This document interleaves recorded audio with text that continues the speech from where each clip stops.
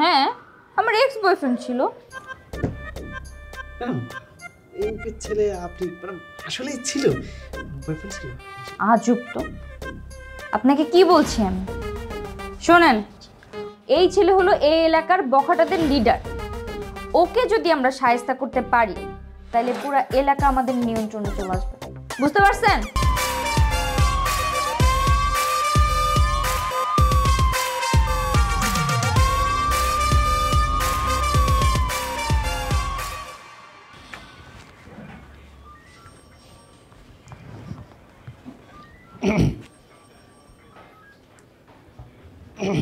Excuse me ma'am, একটা কথা বলতে। হ্যাঁ বলুন। আমি বলবো? শিওর, বসুন। Thank you.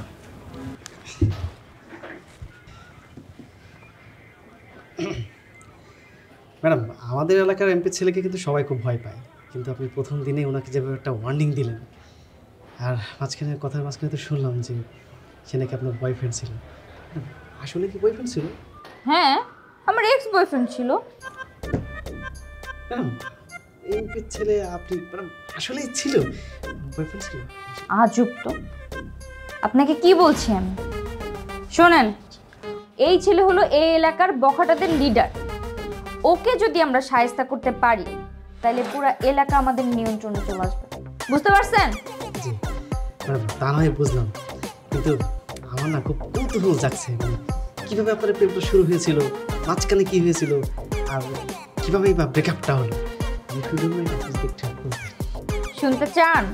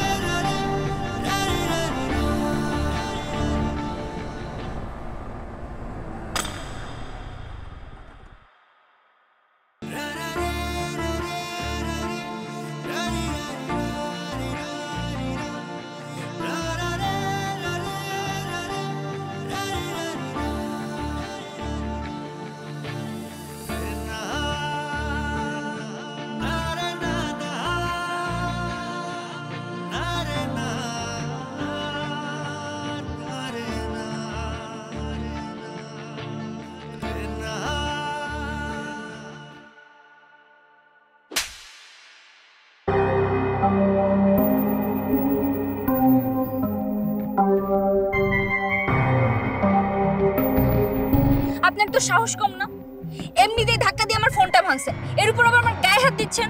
মেয়েদের গায়ে হাত দিতে লজ্জা করে না? Sorry, extremely sorry.